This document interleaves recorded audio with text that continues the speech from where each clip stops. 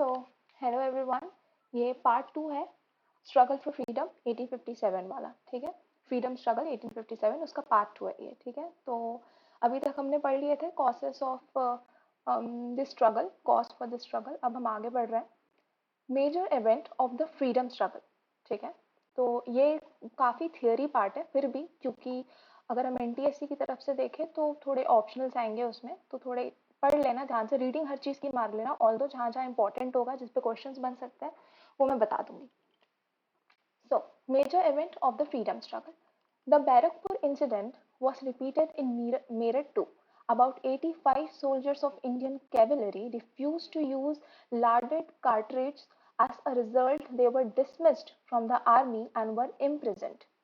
ठीक है, तो मतलब जो चीज बैरकपुर में हुई थी या मंगल पांडे वाला जो इंसिडेंट हुआ था, ये मेरठ में भी हुआ। 85 सोल्जर्स जो थे इंडियन कैवलरी के, उन्होंने रिफ्यूज कर दिया ये जो नया राइफल आया था उसे यूज करना। As a result they were dismissed from the army and were imprisoned. ठीक है, तो इसकी वजह से क्या हुआ कि उन्हें आर्मी से डिसमिस कर दिया गया, उन्हें आर्मी से निकाल दिया गया और उन्हें जेल में बंद कर दिया गया। ये जो अगर आप पेपर के पॉइंट ऑफ व्यू से देख रहे हो तो इन सारे वर्ड्स पे अच्छे से ध्यान देना, इम्प्रेजेंट और ये डिसमिस। ठीक है, तो मतलब लिखने के लिए एक अच्छा कंटेंट हो जाएगा। As a reaction to the dismissal, other soldiers in Meerut on 10th May 1857 openly confronted the government by breaking into the prison and liberating the arrested soldiers. तो 1857 में जो कई सोल्जर्स थे उन्होंने गवर्नमेंट से अपील करी कि फोर्सफुली अपील करी कि सारे सोल्जर्स जो अरेस्ट किए गए उन्हें छोड़ दिया जाए। They then march towards Delhi and took control of armory. ठीक है, उसके बाद वो दिल्ली में गए और वहां पे उन्होंने आर्मरी पे कंट्रोल किया। ये डेट्स याद रखना, ठीक है, दिस डेट इज इंपॉर्टेंट, 1857। ठीक है, नंबर्स ध्यान रखना। ठीक है, the soldiers declared Bahadur Shah two as the emperor of India who wrote letters to various rulers of India seeking their support. This is how this revolt took place. ठीक है, तो फिर अब जो सोल्जर्स थे उन्होंने क्या किया, उन्होंने बहादुर शाह टू, ठीक है, याद रखना ये नाम, ठीक है, क्योंकि ऑप्शन क्वेश्चन आएंगे एनटीएससी में, तो उसके हिसाब से ये नाम याद रखना। बहादुर शाह टू हैज द, उन्होंने सोल्जर्स ने अपने आप बहादुर शाह टू को इंडिया का एम्परर घोषित कर दिया। ठीक है, अंडरलाइन ही कर देती हूँ। बहादुर शाह टू को उन्होंने एम्परर ऑफ इंडिया डिक्लेयर कर दिया, who wrote letters to various rulers of India seeking the support. ठीक है, तो बहादुर शाह टू ने बाकी बहुत अलग अलग लीडर्स को लेटर लिखा सपोर्ट मांगने के लिए। This is how this revolt took place. ठीक है, second, okay, the incident causing revolt happened in Barakpur, Bengal, but the revolt is actually considered to have begun on 10th of May because the revolutionaries come forward in an organized and planned way to challenge the British rule following the Barakpur incident. The news of revolt in Delhi spread like a wildfire. Awadh, Kanpur, Ruhelkhand, Aligarh, Maharashtra, Mathura, Agra, Badaun and many parts of Bihar. ठीक है, तो बिहार के कई अलग अलग parts में और यहाँ पे दिल्ली में, अवध में, कानपुर में जो ये न्यूज़ थी वो स्प्रेड हुई, वो मिली लोगों को। अब क्या हुआ, Nasirabad, cantonment of Rajasthan, Kota, Jodhpur and Indore, हाँ तो ये भी मैं लाइन छोड़ चुकी थी। एक थोड़ा सा और है, Neemuch and Gwalior in Madhya Pradesh started revolt. ठीक है, तो ये जितने भी अलग अलग जगहों का नाम बताए, यहाँ पे भी रिवोल्ट धीरे धीरे चालू हो गए थे। ठीक है, the soldiers were greeted by people at every place, क्योंकि ये सोल्जर्स पहले वो लोग थे जिन्होंने रिवोल्ट करना चालू किया, इसलिए सारे लोग उन्हें ग्रीट कर रहे थे, सारे लोग उन्हें पसंद कर रहे थे, जहां जहां वो जा रहे थे उनके अच्छे से वेलकम हो रहा था। ठीक है, farmers, artisans and common man to become their supporters. The farmers and artisans who were the exploited lot, who were the exploited lot participated openly in the revolt. ठीक है, तो जो फार्मर्स थे और जो आर्टिशियंस थे उन्हीं पे सबसे ज्यादा अटैक हुआ था। ठीक है, वो नीचे वाले सोसाइटी के नीचे पार्ट में वही लोग आते हैं। ठीक है, और उन पे सबसे ज्यादा अटैक हुआ था, उनसे बहुत ज्यादा टैक्स लिया जा रहा था, तो उन्होंने अच्छे से इस रिवोल्ट में पार्ट लिया। Now, farmers and landowners attacked the new landlords and moneylenders and seized the account book and loan papers. Common people attacked British courts, revenue offices and police station. ठीक है, तो जो फार्मर्स थे और जो farmers थे उन्होंने लैंड ओनर्स पे, जो नए मनी लेंडर्स थे, मनी लेंडर्स जो पैसे दे रहे हैं, ठीक है, जिनके वजह से जो फार्मर्स थे वो कर्जे में चले गए। ठीक है, तो उन पे अटैक किया फार्मर्स ने और जो बाकी लोग थे, जो कॉमन पीपल थे, उन्होंने ऑफिसेस पे, बिल्डिंग्स पे, इन सब पे अटैक करना चालू किया, पुलिस स्टेशन पे अटैक करना चालू किया. This revolt took the proportion of a national event because of the participation of common people. तो ये revolt इतना national level पे क्यों गया? क्योंकि common people ने इस पे participate किया था. हर country में common people ही सबसे ज्यादा होते हैं, ठीक है. 90% तो common people ही होते हैं, और जो वो जो creamy layer होती है वो बहुत कम होती है, ठीक है. तो अगर creamy layer कुछ करना चाहती है तो इट्स नॉट पॉसिबल, क्योंकि उनकी जो मेजोरिटी है बहुत कम है. तो it's very important in any country कि वहां पे जो कॉमन पीपल है वो इंडल्ज हो. अगर वो इंडल्ज होते हैं तो फिर एक मेजर इम्पैक्ट लाया जा सकता है, ठीक है. So Kunwar Singh led the revolt in Bihar. तो ये प्लीज ये नाम याद रखना, ठीक है. वो लोग कुछ ये एमसीक्यूज में पूछ सकते हैं, ठीक है. तो Kunwar Singh led the revolt in Bihar, ठीक है. Bihar. The commander of Mughal army Bakht Khan led the revolt in Delhi, ठीक है. तो जो कमांडर थे मुगल आर्मी के, जिसका नाम था Bakht Khan led the revolt in Delhi, ठीक है. तो याद रखना, बिहार में कुंवर सिंह और हमारे दिल्ली में कमांडर ऑफ मुगल आर्मी क्या, भक्त खान, ठीक है. याद रखना ये बात. Then there is this Nana Sahib was declared as Peshwa in Kanpur and Azimullah was his chief adviser, ठीक है. तो पेशवा कौन थे? हमारे नाना साहेब. याद रखना, पेशवा कौन है? नाना साहेब, ठीक है. कानपुर में उन्हें पेशवा घोषित कर दिया गया था, और अजीमुल्ला उनके एडवाइजर थे. The army of Nana Sahib was lead by Tatya तोपे, ठीक है. तो जो नाना साहेब की जो आर्मी थी, ठीक है, उन्हें वो किसके द्वारा चलाई जा रही थी? तात्या तोपे के द्वारा, ठीक है. तो याद रखना, ये बहुत ही इंपॉर्टेंट पैराग्राफ है. Led by Tatya Tope. The widowed queen of Jhansi Lakshmi led the revolt in Jhansi. Lakshmibai led the revolt in Jhansi. अब ये कुछ ऐसा है जो सबको याद होगा, तो ये तो प्लीज ये मत भूल के आ जाना, ठीक है.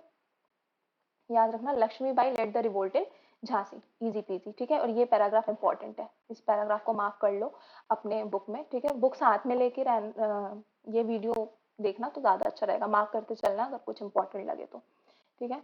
The soldiers of Sikh regiment of Ludhiana joined hands with the revolutionaries of eastern Uttar Pradesh. The British were confronted by Begum Hazrat Mahal in Lucknow. ठीक है. तो जो ब्रिटिश थे उन्हें कन्फ्रंट कर लिया किसने? बेगम हजरत महल इन लखनऊ, ठीक है. तो याद रखना, Begum Hazrat Mahal in Lucknow.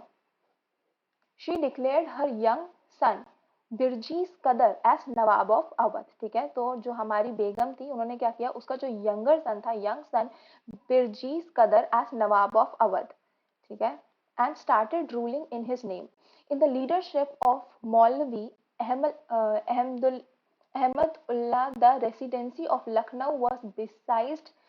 Khan Bahadur Khan led the rebellion against the British. तो ये सारे नाम बहुत इंपॉर्टेंट है. Khan Bahadur Khan led the rebellion against the British, ठीक है. During the entire revolt Hindus and Muslim fought together. तो ये बात बहुत ही ज्यादा ध्यान देने वाली है, क्योंकि काफी रेयर केसेस आए हैं ऐसे. सो ये जो पूरे रिवोल्ट में, ये जितना भी रिवोल्ट हुआ, उसमें हिंदू और मुस्लिम साथ में लड़े together, hands in hands. British attempt to instigate a rift between them, ठीक है. हमेशा से लोगों ने, जो भी रूलिंग पार्टी है, जो भी सुपीरियर है, वो अगर उसे जीतना है तो उसे हमारे बीच में डिवीजन करना पड़ेगा, ठीक है. और हर किसी ने हम हिंदू और मुस्लिम के बीच में डिवीजन करने की सोची है, ठीक है. So I would say don't hate each other. Now तो हाँ, हमारे ब्रिटिशर्स ने भी उस टाइम यही ट्राई किया कि इन दोनों के बीच में हम किसी तरह दूरियां लाएं, ठीक है. तो ये दोनों एक दूसरे से अलग हो जाएं. For example, British attempted to instigate Hindus against the soldiers fighting under the leadership of Khan Bahadur Khan, but all such attempts fail, ठीक है. तो हमारे ब्रिटिशर्स ने क्या किया? उनका एक अटेम्प्ट था कि चलो हिंदूज को हम उन सोल्जर्स के खिलाफ लड़वा देते हैं जो कि खान बहादुर खान के अंडर काम कर रहे हैं, लेकिन ऐसा नहीं हुआ. दे फेल्ड, ठीक है. Now the revolt was widespread and the British took more than an year to bring it under control, ठीक है. तो रिवोल्ट जो था वो बहुत वाइड स्प्रेड हुआ. ब्रिटिशर्स को एक साल से भी ज्यादा लगा कंट्रोल में वापस आने के लिए. By September 1857 they took control of Delhi again, ठीक है. In 1858 the Lucknow was taken over again by British, but Begum Hazrat Mahal refuse to surrender. तो प्लीज ये सब इसे कहानी की तरह लेके चलना, तो तुम्हें डेट्स याद करने में प्रॉब्लम नहीं होगी, ठीक है। जैसे कि यहाँ पे ये हम एक नए राइफल के वजह से जो है सोल्जर्स हमारे भड़के थे, यहाँ पे एक नए राइफल को यूज करने के चक्कर में सोल्जर भड़के थे, ठीक है। धीरे धीरे रिवोल्ट बढ़ने लगा, हर जगह रिवोल्ट होने लगा, और हम देख रहे हैं, ये नाम याद रखना कि कहाँ कहाँ कौन कौन जो है जिसके वजह से रिवोल्ट हो रहा है, ठीक है। इन ये जो सोल्जर्स थे जिन्होंने रिवोल्ट चालू किया था, उनकी भी बहुत ग्रीटिंग हो रही थी, ठीक है, सारे लोग उनको पसंद कर रहे थे, ठीक है। और इसी रिवोल्ट के चक्कर में, इसी रिवोल्ट के चक्कर में जो है ये हमारे ब्रिटिशर्स का रूल जो है 1 साल के लिए चला गया था, ठीक है, अवध में। तो उस 1 साल तक के बाद, 1 साल के बाद उनको वापस, मतलब 1 साल लग गए उनको वापस कंट्रोल में आने के लिए, ठीक है। तो आगे बढ़ते हैं, तो इन सितंबर 1857 में वो वापस कंट्रोल में आ गए थे। They took control of Delhi again in In 1858, Lucknow was taken over again by British, but Begum Hazrat Mahal refused to surrender. ठीक है, तो 1858 में लखनऊ को वापस ब्रिटिश ने लेने की कोशिश करी, पर जो हमारी बेगम थी हजरत महल, उन्होंने रिफ्यूज कर दिया सरेंडर करने के लिए, ठीक है। कब हुआ था ये? In 1858। She left for Nepal, तो नेपाल के लिए मतलब रवाना हो गई with the help of Tatya Tope. Rani Lakshmibai seized Gwalior again, but at last on 18th June 1858 martyred while fighting, ठीक है। तो मतलब जो रानी लक्ष्मीबाई थी, उन्होंने ग्वालियर को सीज कर दिया था, ठीक है। और जो हमारी ये बेगम थी, वो नेपाल चली गई थी, किसकी हेल्प से? तात्या तोपे की हेल्प से, ठीक है। पर 18 जून 1858 को जो थी रानी लक्ष्मीबाई का मर्डर हो गया था। Then Kunwar Kunwar Singh too died in April 1858। तो जो कुंवर सिंह है हमारे, वो उनकी भी डेथ हो गई थी कब? 1858 में, after suffering fatal injuries. Tatya Tope fought guerrilla war for some time, but at last was caught by decide in the jungle of Oran near Gona and was hanged, ठीक है। तो हमारी रानी लक्ष्मीबाई कब मर गई थी? 18 जून 1858 शहीद हो गई थी।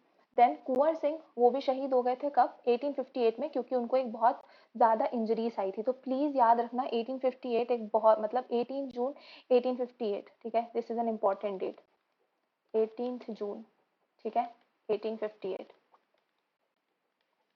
ठीक है, इंपॉर्टेंट है ये, ठीक है। तो इस टाइम पे क्या हुआ था? रानी लक्ष्मीबाई शहीद हो गई थी, और उसी साल 1858 अप्रैल में क्या हुआ था कि कुंवर सिंह भी चले गए थे आफ्टर, ठीक है। तो तात्या तोपे जो थी, उन्होंने गुरीला वॉर लड़ी इसके बाद for some time, but at last was caught by deceit in the jungle of Oron near Guna and was hang, ठीक है। तो गुना के पास कोई जंगल है ओरॉन नाम का, तो वहां पे जो हमारी तात्या तोपे है, वो पकड़ी गई थी, ठीक है। उन्होंने गुरीला वॉर लड़ा और उसके बाद वो पकड़ी गई कहाँ? ओरॉन में, ठीक है। तो ये जंगल का नाम रख लो याद, ओरॉन में, कहाँ पे? गुना के पास।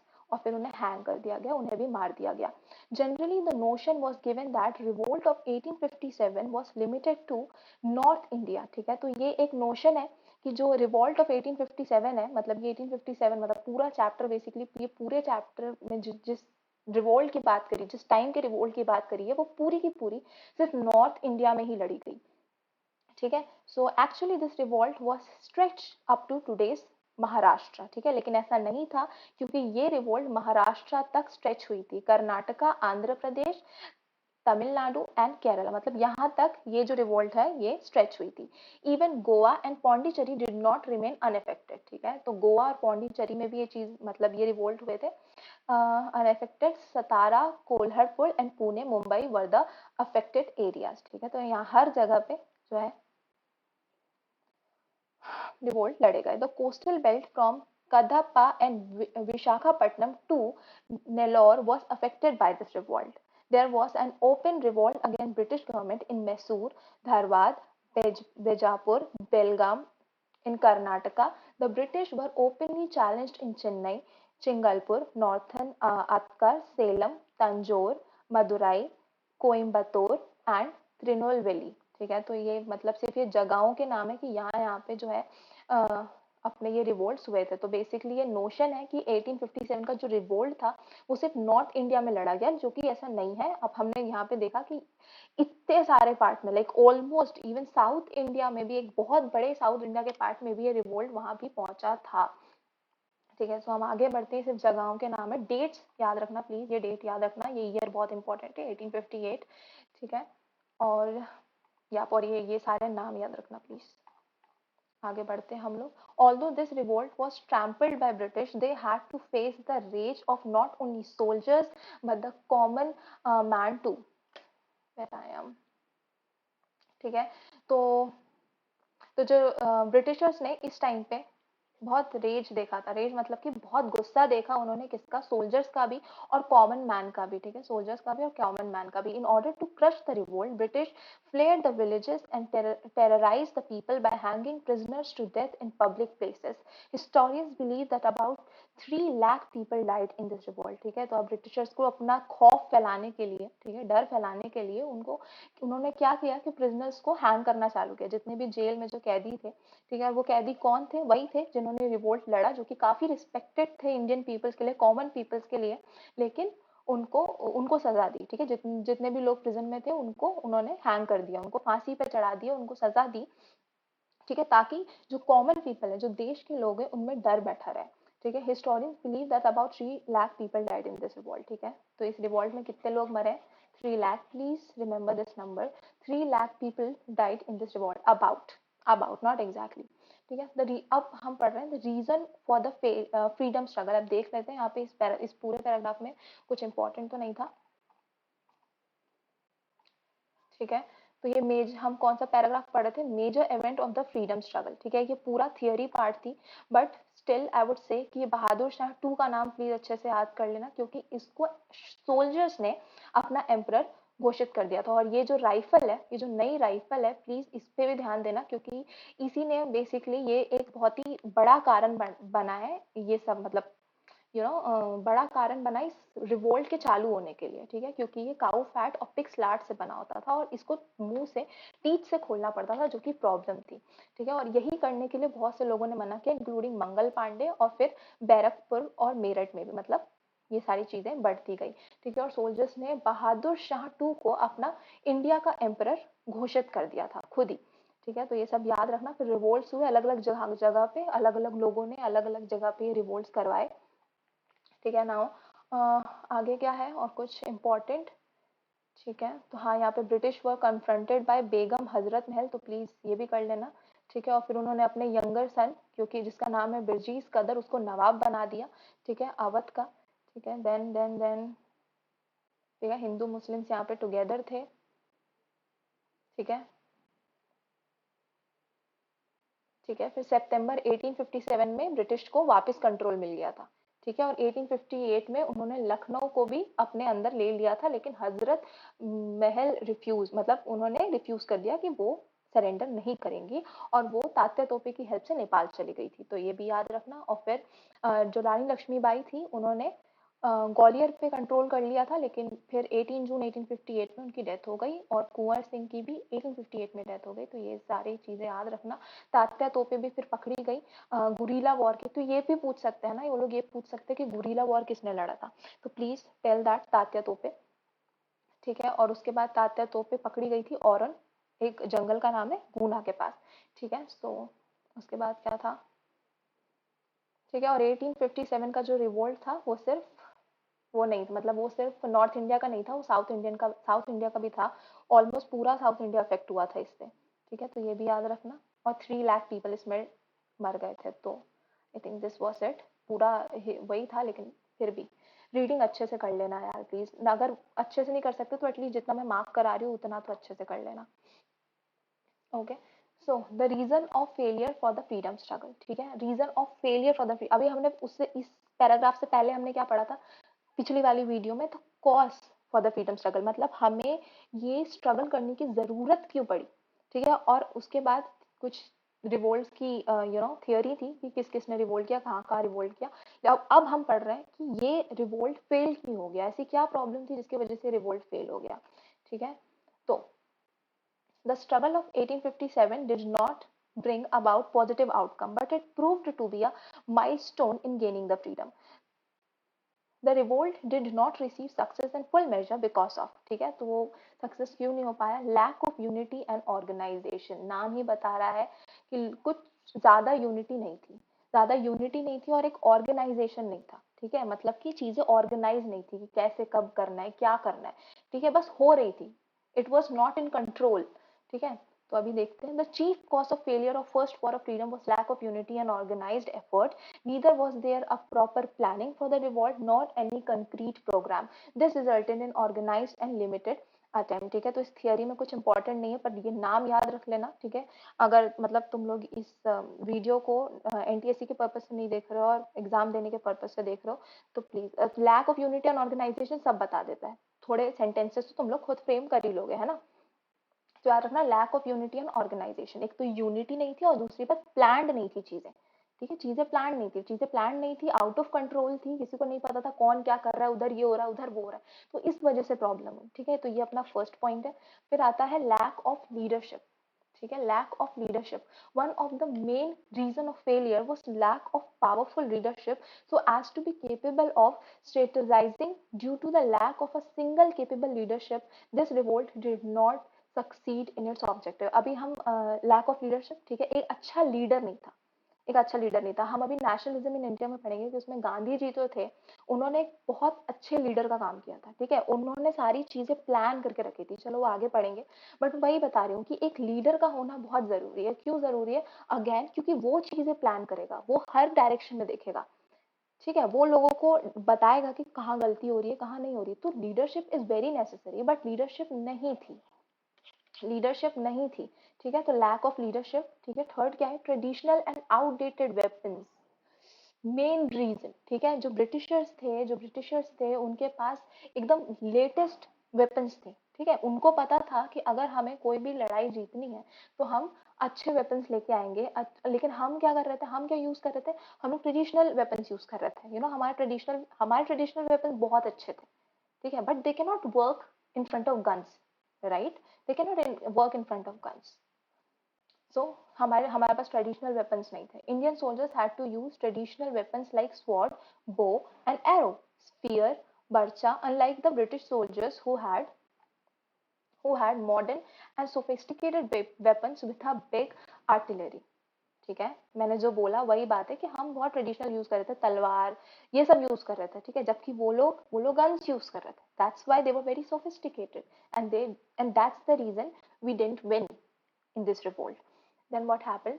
Feudal features. Okay? In the revolt of 1857, on one side there were Samans of Awadh, Ruhelkhand from North India who challenged British forces, and on the other side there were rulers of Patiala, Jind, Gwalior, and Hyderabad who supported British rule. As a result of the freedom struggle could not succeed in its objective. तो ये एक बहुत बड़ा reason है कि चलो ठीक है, आधे लोग तो ऐसे थे, आधे से ज्यादा लोग रिवोल्ट कर रहे थे, ठीक है, फाइन परफेक्ट, आधे से ज्यादा लोग रिवोल्ट कर रहे थे, लेकिन आधे लोग तो मिले हुए थे ना, बहुत से लोग तो मिले हुए थे। अब तुम्हारा ही सिक्का अगर खोटा है तो फिर किसी को क्या बोलोगे, ठीक है। तो वो बात है कि तुम्हारे अपने लोग ही मिले हुए थे उनसे, ब्रिटिशर्स को उनके तुम्हारे अपने लोग ही सपोर्ट कर रहे थे, इस वजह ये एक बहुत बड़ा रीजन है, ठीक है, कि ये जो अपना रिवोल्ट था वो सक्सीड नहीं हो पाया क्योंकि हमारे अपने लोग मिले हुए थे, ठीक है।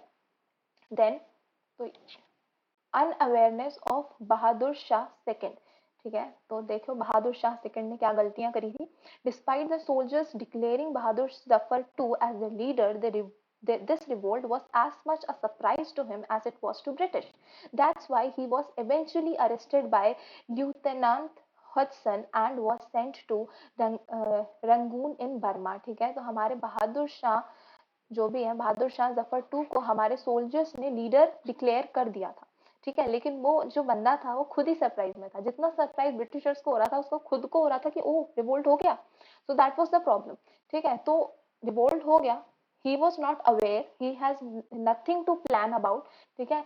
तो अब क्या हुआ, जो हमारा ये हडसन साहब है इन्होंने क्या किया, इनको अरेस्ट कर लिया, किसको, बहादुर जफर टू को अरेस्ट कर दिया, कहाँ पे, रगून इन बर्मा, ठीक है, इस जगह पे अरेस्ट कर दिया। तो ये एक चीज याद रखना, ठीक है, यहाँ पे सब कुछ तो सिर्फ थियरी है, ऊपर के 3 पॉइंट्स, ठीक है, बस हेडिंग याद रख लेना सारे पॉइंट्स की, बट यहाँ पे प्लीज ये बहादुर जफर टू को याद रख लेना, किसने उसको अरेस्ट किया था, हडसन ने अरेस्ट किया था, और कहाँ पे, रंगून इन बर्मा, तो प्लीज याद रख लेना, ठीक है।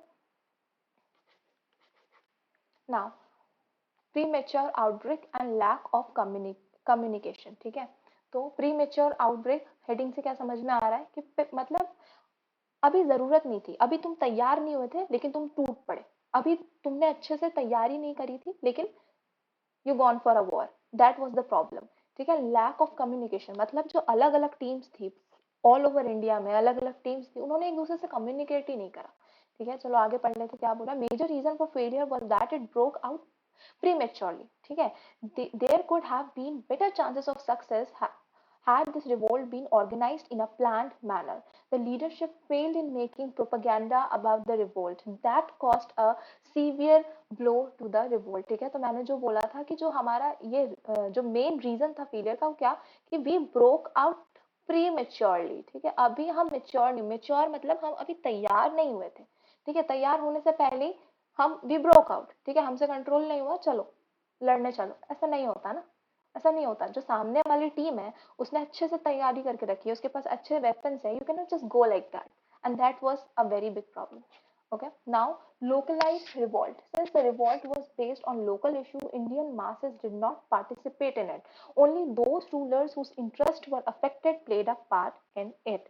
ठीक है, तो localized revolt मतलब कि सिर्फ लोकल मतलब उन लोगों ने यहाँ पे पार्ट लिया, इस रिवोल्ट में पार्ट लिया जिनका कोई ना कोई फायदा होने वाला था इससे। जैसे कि जो फार्मर्स थे, जो आर्टिशियंस थे, उनको बहुत प्रॉब्लम थी ब्रिटिशर्स से, तो उन्होंने एक्टिवली पार्टिसिपेट किया। क्यों? क्योंकि उनको प्रॉब्लम थी, उनसे रहा नहीं जा रहा था, ठीक है। प्रॉब्लम दूसरों को भी थी, but the thing was they were still living, ठीक है, they were not affected so much, ठीक है। लेकिन जिसका रहना ही नहीं हो सकता, जो कर्जे में जा रहा है, वो तो लड़ेगा ही, राइट। तो दैट्स द प्रॉब्लम कि सबने साथ नहीं दिया। जिनका खाना पीना चल रहा है they just lived in their home, ठीक है, लेकिन जिनका नहीं चल रहा they revolted, and that's the problem कि देयर वर नो मासेस, बहुत बड़ी संख्या में लोग नहीं आए, ठीक है। Now no common language of communication. The main reason of failure of this revolt was a lack of single common language among Indians, which led to lack of communication, whereas British soldiers communicate in English only. हाँ, ये एक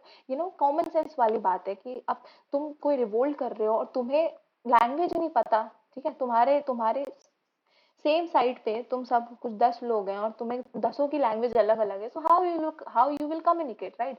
लेकिन जो Britishers थे वो तो सब English बोलते थे, ठीक है। यूरोप है ही इतना सा, उसमें कितने लैंग्वेजेस होंगे, राइट ना। तो वो सब लोग इंग्लिश ही बोलते थे, तो उनके लिए कम्युनिकेट करना बहुत आसान था। पर हम हमारे लिए कम्युनिकेट करना आसान नहीं था। हमारे यहाँ तो यू नो जिले जिले में हमारी भाषाएं चेंज हो जाती है, so that was the reason, ठीक है। हमारी भाषा चेंज हो जाती है is not bad thing, okay.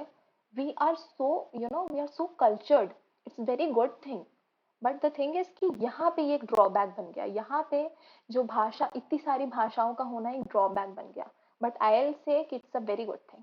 Okay fine. Importance of first struggle for freedom and its feature, ठीक है। तो इस वाले पैराग्राफ में कुछ इंपॉर्टेंट था क्या, देख ले। ये सब कुछ थियोरी का ही पार्ट था, बट स्टिल एट से ये हेडिंग प्लीज पढ़ लेना, ठीक है। बाकी सब तो सेंटेंसेस तुम लोग फ्रेम कर ही लोगे, ठीक है। जैसे lack of unity and organisation, lack of leadership, traditional and outdated weapon, सब समझ में आ रहा है हेडिंग से, बस हेडिंग्स रख लेना, ठीक है। Feudal features, unawareness of Bahadur Shah second, please ये वाले जो है ना, इस वाले पैराग्राफ को थोड़े अच्छे से कर लेना, ठीक है। इस वाले पैराग्राफ को थोड़े अच्छे से कर लेना, ठीक है। Then premature outbreak and lack of communication, ठीक है। तो हमने कम्युनिकेशन अच्छी नहीं करी, प्री मेच्योर आउटब्रेक, हम तैयार नहीं थे, पहले ही टूट पड़े, ठीक है। देन लोकलाइज्ड रिवोल्ट, मासेस नहीं थे, जिनका जिनका फायदा हो सकता था सिर्फ उन्होंने ही रिवोल्ट करा। No common language of communication, कोई कॉमन लैंग्वेज नहीं थी कम्युनिकेशन की, ठीक है। तो ठीक है, ये हेडिंग हेडिंग कर लेना बस। Now importance of first struggle for freedom and its future, ठीक है। ऑल्दो हमारी जो फर्स्ट स्ट्रगल थी फ्रीडम के लिए वो फेल हो गई, लेकिन स्टिल उसकी कुछ इंपॉर्टेंस है और हम देखेंगे कि उसकी क्या इंपॉर्टेंस है, ठीक है। Through the first struggle for freedom failure it prove to be a milestone and had far-reaching impact which become a source of inspiration in the history of freedom struggle for the Indians. This shook the very foundation of British rule in India, ठीक है। भले हम fail हुए हों लेकिन Britishers घबराए जरूर थे, ठीक है। हमने ब्रिटिशर्स की फाउंडेशन को हिला जरूर दिया था, बहुत से लोग इस चीज से बहुत इंस्पायर हुए थे, ठीक है। एटलीस्ट हमने ट्राई तो किया, इससे पहले तो हम ट्राई भी नहीं कर रहे थे ना, Then the revolt was eventually crushed by the Governor General Lord Canning. Now this is very important. Please इसको अच्छे से रट लेना, ठीक है?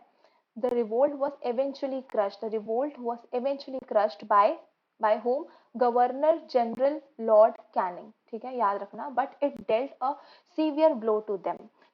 Consequently, British government had to introduce many administrative changes. These changes brought about many transformations in Indian society, economy and governments. ठीक है, इसके बाद जो थे ब्रिटिशर्स ने अपनी बहुत सी पॉलिसीज में, अपने बहुत से लॉस में काफी चेंज लाया. ठीक है, जिसके वजह से हमारी Indian society, economy, governance, transformation, मतलब ये बहुत सी चीजें अफेक्ट हुई थी ना. तो अभी हम देख रहे हैं कि वो क्या क्या अफेक्ट हुआ था. A declaration was passed in 1858 in British Parliament according to which the right to rule was transferred to British government from the East India Company. तो ये एक बहुत इंपॉर्टेंट पार्ट है, प्लीज इसको ध्यान से देख लेना. Declaration was passed in 1858. ठीक है, 1858 में क्या हुआ था?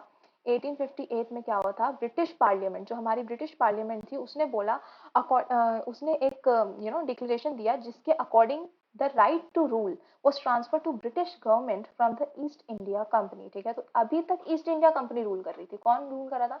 ईस्ट इंडिया कंपनी रूल कर रही थी. ठीक है, लेकिन अब क्या हुआ कि जो ये रूल था वो किसने ले लिया? वो ब्रिटिश की गवर्नमेंट ने ले लिया. अब देख रहे हो ये जो कंपनी थी, ये यहाँ पे ट्रेड करने आई थी. ये इंडिया क्यों आई थी? ये इंडिया ट्रेड करने आई थी. अब धीरे धीरे धीरे धीरे करते करते पहले इसने हम पे रूल चालू किया और अब लीगली हम पे राज करने लगी हम इसी की गवर्नमेंट से. ठीक है, ये कोई खराब बात नहीं है. मतलब इसके लिए, ब्रिटिशर्स के लिए कोई बुरी चीज नहीं थी कि ईस्ट इंडिया कंपनी का रूल ब्रिटिश गवर्नमेंट को चला गया.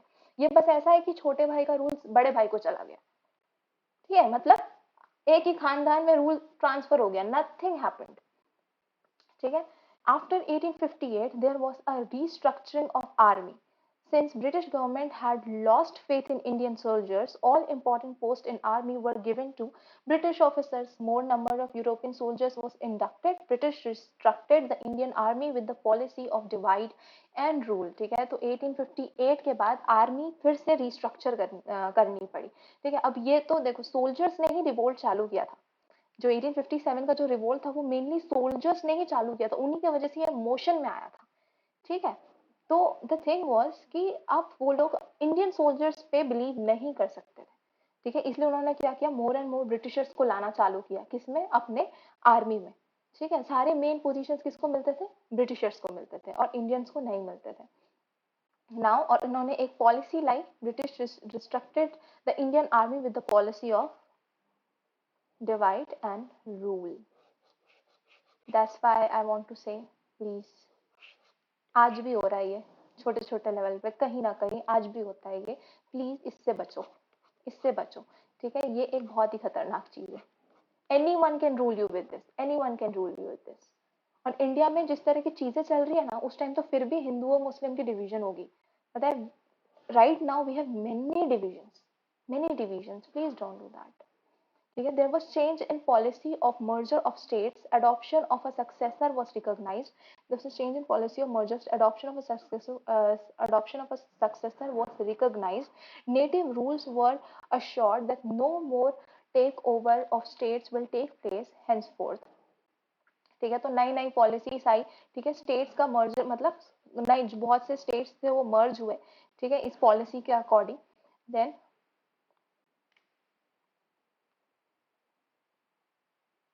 ठीक है, और नेटिव रूलर्स को ये बोला गया, नेटिव रूलर्स को ये बोला गया, नेटिव रूलर्स मतलब कि जो वहाँ के मतलब लोकल लोकल रूलर्स को ये बोला गया कि अब कोई और स्टेट्स को लिया नहीं जाएगा. सिर्फ ऐसा बोला गया. देखें कितना फॉलो होता है. ठीक है, British government showed more sympathetic attitude towards landowners, landlords and native rulers in order to get their support. अब ब्रिटिशर्स को सब नहीं पसंद करते थे. ठीक है, कोई उनको पसंद नहीं करता था. ठीक है, सब जगह से उनका जो सपोर्ट था वो जले जा चुका था. तो बिना सपोर्ट के तुम कब तक किसी पर राज करोगे? गेटिंग. इसीलिए उन्होंने क्या किया? उन्होंने थोड़ा सिंपैथेटिक एटीट्यूड लाया. ठीक है, सिंपैथी दिखाई उन्होंने किसकी तरफ? लैंड ओनर्स, लैंड ओनर्स और लैंडलॉर्ड्स की तरफ. ठीक है, ताकि वो उनका सपोर्ट जीत सके. And who are the land owners and landlords? Creamy layer. It's not the common people, they are rich ones, right? Now, The British historians tried to play down the importance of revolt of 1857 by calling it a mutiny of soldiers. The famous revolutionary and thinker Vinayak Damodar Savarkar called the events of 1857 as the first struggle for freedom and wrote a book with the same title. तो ये बहुत बहुत important है, ठीक है? कौन? अपने विनायक दामोदर सावरकर। ये बिल्कुल मेरे को तो लग रहा है आ ही जाएगा, ये बहुत ज्यादा इंपॉर्टेंट है, ठीक है? Vinayak Damodar Savarkar called the events of 1857, 1857 के सारे इवेंट्स को उन्होंने नाम दिया फर्स्ट स्ट्रगल फॉर फ्रीडम। क्या? First struggle for freedom. और इस पे उन्होंने एक बुक भी लिखी जिसका टाइटल भी एकदम सेम था, ठीक है? और ये बुक किसने लिखी, ये पूछ सकते हैं कि the first struggle for freedom, ये जो बुक है ये इसको किसने लिखी है, इसको किसने लिखा है? तो किसने लिखा है इसको? विनायक दामोदर सावरकर, ठीक है? तो याद रखना, विनायक दामोदर सावरकर, ठीक है? तो ये चीजें हैं। ब्रिटिशर्स ने काफी ट्राई किया कि इसका जो इम्पोर्टेंस है, ये जो स्ट्रगल हुई थी फ्रीडम के लिए, इसकी जो इम्पोर्टेंस है इसे कम किया जाए, ठीक है? प्ले डाउन यानी कि इसको कम किया जाए, लेकिन दे वर नॉट सक्सीडेड। क्यों? क्योंकि हमारे विनायक दामोदर सावरकर ने इनके लिए इसके ऊपर एक पूरी की पूरी बुक लिखी थी। ओके, ठीक है? तो प्लीज सारे पॉइंट्स में देख लेते हैं अगर कुछ इंपॉर्टेंट है तो, ठीक है? तो सबसे इम्पोर्टेंट चीज तो यही है, ठीक है, कि ये जो रिवोल्ट था वो एट लास्ट क्रश कर दिया गया किसके द्वारा? गवर्नर जनरल लॉर्ड कैनिंग, ठीक है? तो ये बहुत इंपॉर्टेंट है, प्लीज इसका नाम याद रख लेना, ठीक है? फिर कुछ चेंजेस आए, ठीक है? और ये पॉइंट्स है उन चेंजेस का। तो ये पॉइंट्स अगर even if you are watching this video for theory और समथिंग, ये पॉइंट्स रट लो, मैं तो कहती हूँ वैसे का वैसा रट लो, ये बहुत ज्यादा इंपॉर्टेंट पॉइंट्स है, ठीक है? And if you are seeing this for NTSC, so even then this is important. Okay, तो ये याद रख लेना प्लीज, ठीक है? ये विनायक दामोदर सावरकर, ठीक है? ये याद रख लेना, इसने बुक लिखी थी फर्स्ट स्ट्रगल फॉर फ्रीडम नाम की। Then the first struggle for freedom was started on 18th May 1857, ठीक है? तो ये भी एक बहुत ही इंपॉर्टेंट बात है कि फर्स्ट स्ट्रगल फॉर फ्रीडम कब स्टार्ट हुई थी? First struggle for freedom was started on 18th May 1857, ठीक है? तो 1857 में 10th मई 1857 में first struggle for freedom start हुई थी, ठीक है? ये डेट बहुत इंपॉर्टेंट है, 10th मई 1857। 10th मई 1857 में हमारी फर्स्ट स्ट्रगल फॉर फ्रीडम की जो वॉर थी वो चालू हुई, सॉरी मतलब जो फर्स्ट ये जो स्ट्रगल था वो चालू हुआ यहाँ पे मेरठ में। कहाँ पे चालू हुआ? मेरठ में, sorry for the spelling, Meerut में, between soldiers and their officers. But this is worth a note that the very next day the soldiers marched towards Delhi and declared Bahadur Shah Zafar II as the symbolic emperor of India. This way the struggle of independence, which was not fought between the soldiers and their officers but between two political power। तो हम ये चीज पहले भी पढ़ चुके हैं कि क्या ये जो मतलब ये तो देख ही लिया 10th में 1857 मेरठ में जो हमारी ये फर्स्ट स्ट्रगल फॉर फ्रीडम है वो चालू हुई थी, ठीक है? और किसके बीच में चालू हुई थी? जो ऑफिशियल्स थे, जो उस टाइम के ऑफिशियल्स थे और सोल्जर्स के बीच में चालू हुई थी। क्यों? क्योंकि उस नए राइफल के वजह से चालू हुई थी, ठीक है? लेकिन हाँ, लेकिन अगले ही दिन सोल्जर्स ने क्या किया था? वो दिल्ली, दे मार्च टुवर्ड्स दिल्ली, मतलब वो दिल्ली गए और उन्होंने बहादुर शाह जफर टू को अपना एम्परर घोषित कर दिया, अपना एम्परर घोषित कर दिया, विच वॉज नॉट फॉर। हाँ, और ये जो लड़ाई थी, ये जो ये जो स्ट्रगल थी, it was not fought between some officials और soldiers, it was fought between two political powers. Okay, so a large number of people participated in the struggle. On one hand, the soldiers were revolting against the British regime, and on the other hand, common people were protesting against them on road with spears, axes, and sticks in hand. ठीक है? तो ये जो struggle थी उसमें बहुत सारे लोगों ने जो है पार्टिसिपेट किया था। समझ ही आ रहा है, सिंपल है। The fear of administration and rulers ended from the minds of people of villages, ठीक है? तो ये जो एडमिनिस्ट्रेशन और रूलर्स का जो फियर था वो विलेजेस के पीपल्स, मतलब जो गांव के लोग थे उनमें से चला गया था, ठीक है? अब वो लोग रोड पे आ चुके थे लड़ने के लिए, कॉमन मैन रोड पे आ चुका था लड़ने के लिए, ठीक है? However, soldiers could not reach. These villagers organized themselves and came forward to protest and revolt. तो जहां जहां अपने सोल्जर्स नहीं पहुंच पा रहे थे, जहां जहां सोल्जर्स की पहुंच नहीं थी वहां पे हमारे विलेजर्स ने अपने आप को आगे लाया इस प्रोटेस्ट के लिए. Farmers, artisans and landlords whose lands were seized came forward openly to express their agitation. Every policy that affected Indian society uh, adversely affected the soldiers as well as therefore the similarity in the interest of soldiers and common man was a major cause of unity. ठीक है, तो जो जो interest थे Indian लोगों में, जो interest थे, सब सेम प्रॉब्लम फेस कर रहे थे, पूरे देश पे ब्रिटिशर्स ने रूल करके रखा था. तो बेसिकली ये जो रीजन थे जिसकी वजह से सारे लोग परेशान थे, उन्होंने उस रीजन ने एक बहुत ही बड़ा इम्पैक्ट लाया सबकी यूनिटी पे, सबको यूनाइट करने पे, सबको इकट्ठा करने पे. ठीक है, the blood the line of divide between caste and religion. ठीक है, इस प्रॉब्लम्स ने, इन यूनिटी ने जो कास्ट और रिलीजन के बीच में जो लाइन थी उसे ब्लर कर दिया. ब्लर कर दिया मतलब कि वो लाइन ऑलमोस्ट मिट गई थी. ठीक है, लोग ये नहीं देखते थे हमारे सामने हमारे साथ कौन खड़ा है, कौन सी जात का है, ठीक है, या कौन कौन सी जात का है, कौन सी रिलीजन का है. ठीक है, उनको बस इस चीज से मतलब था कि हमें साथ में लड़ना है. तो बेसिकली दे वर यूनाइटेड. ठीक है, that's very very good thing. This struggle of freedom inspired the coming generation of India for the struggle. The struggle of 1857 implanted a nationalistic feeling. This causes reinforcement of cultural unity in the country. The main feature of this struggle was that Indians realized the importance of unity and organized for the achievements of their goals. Therefore, common goals, religious harmony, and feeling of cooperation between peoples have made the struggle for freedom of 1857 an event of national importance. तो ठीक है, इसमें कुछ ऐसा था नहीं समझाने लायक. ये पूरा सिर्फ थियोरी का पार्ट है, यहाँ से लेके यहाँ तक बस. ये फर्स्ट, ये जो पहली लाइन में जो डेट दी हुई है ये थोड़ा देख लेना, ये थोड़ा रख लेना, और बहादुर शाह जफर पे थोड़ा ध्यान दे देना. ठीक है, और अभी कितना बचा है? 118. थोड़ा सा ही बचा, चलो इसी वीडियो में खत्म हो जाएगा. ठीक है, the freedom fighters of 1857. The freedom struggle of 1857 was a widespread event in India. The gallant act of the fighters soon became famous and well known among people. These national heroes will always remain a source of inspiration for the generations to come. It will not be possible to describe about each one of them here. Therefore, only a brief description of few important soldiers is presented here. ठीक है, तो जो freedom जो इस fight में, ये जो revolt हुआ, इसमें बहुत से फ्रीडम फाइटर्स थे. ठीक है, जिन्होंने आगे आके बहुत अच्छे से योगदान दिया इस रिवोल्ट में.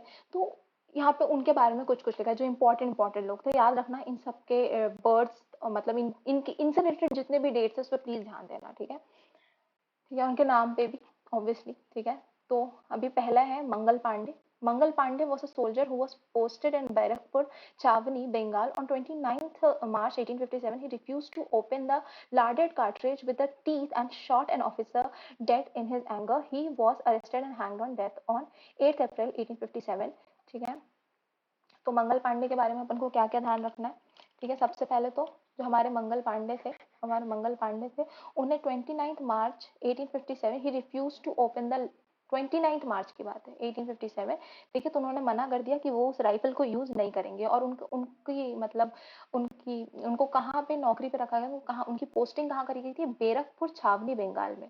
ठीक है, तो इस सारी चीजों पे ध्यान देना. बेरकपुर छावनी बंगाल में मंगल पांडे की पोस्टिंग करी गई थी 29 मार्च 1857 को. उन्होंने मना कर दिया कि नहीं, मैं ये राइफल यूज नहीं करूंगा.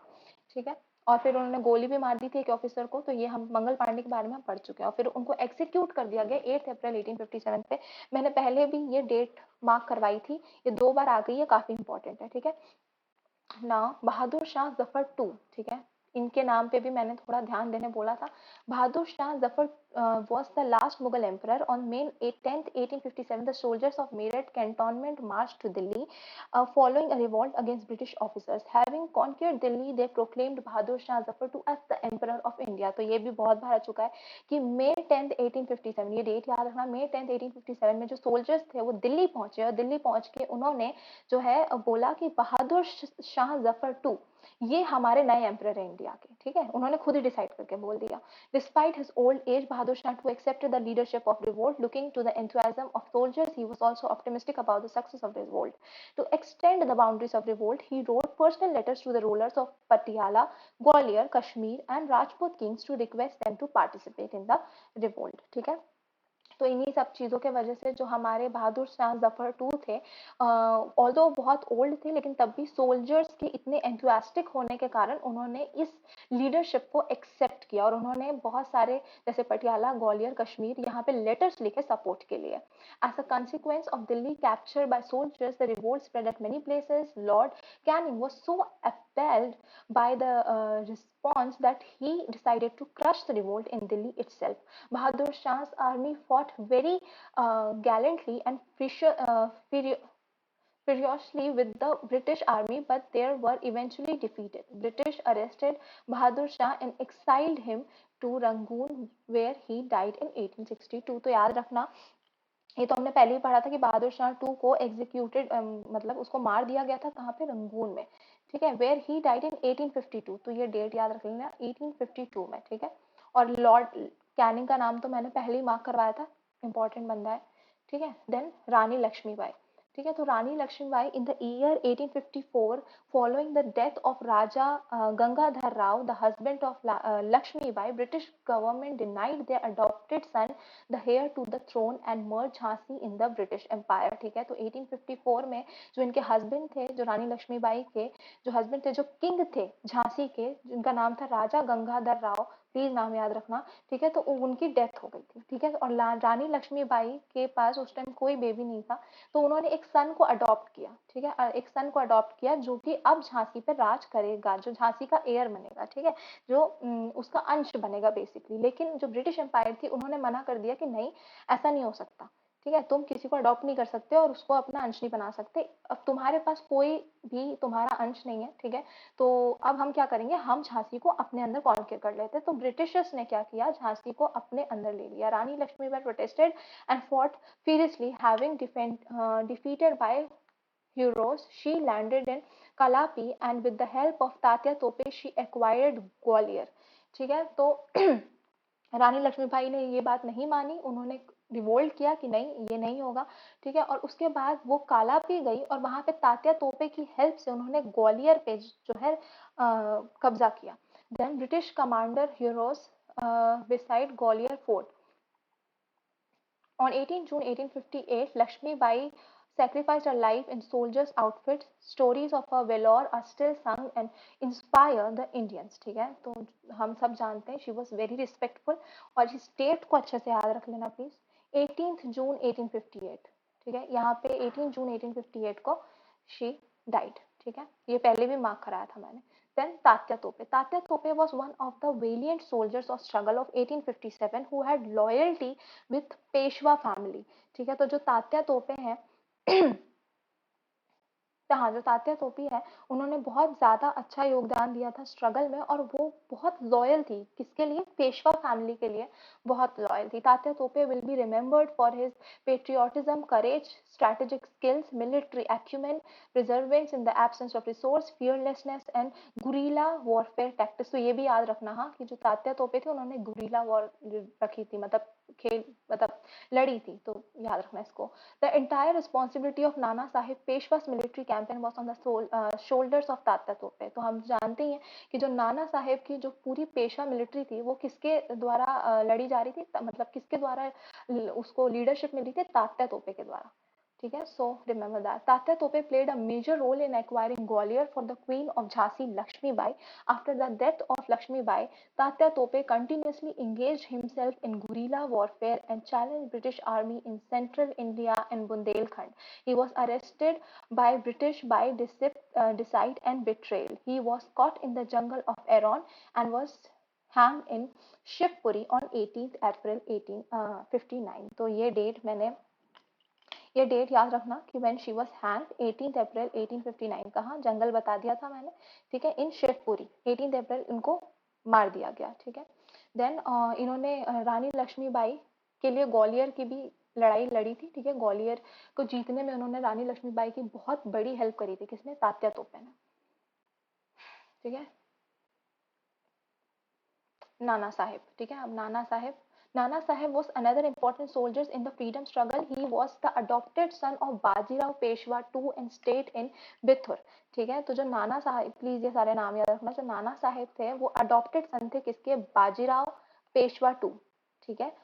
After the demise of Bajirao Peshwa, British government refused to grant a title or pension to Nana Sahib, ठीक है। तो ये ब्रिटिश रूलर्स का तो था ही कि you can an adopted son can not rule, ठीक है। और ये अडॉप्टेड सन थे, तो इन्होंने इनको कोई भी टाइटल देने से मना कर दिया। ब्रिटिशर्स ने नाना साहिब को कोई भी टाइटल देने से मना कर दिया।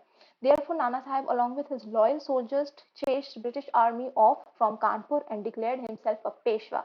तात्या तोपे and Azimullah were his loyal army chief. इसीलिए नाना साहेब को जो है उन रिवोल्ट करना पड़ा, किससे, ब्रिटिशर से रिवोल्ट करना पड़ा, ठीक है। और तात्या तोपे और अजीमुल्ला इनके लॉयल आर्मी चीफ थे, ठीक है। और इन्होंने ब्रिटिश आर्मी को हराया था कहाँ पे, कानपुर में, और अपने आप को एक पेशवा घोषित कर दिया था। Then Begum Hazrat Mahal. Begum Hazrat Mahal was the widow of Nawab of Awadh.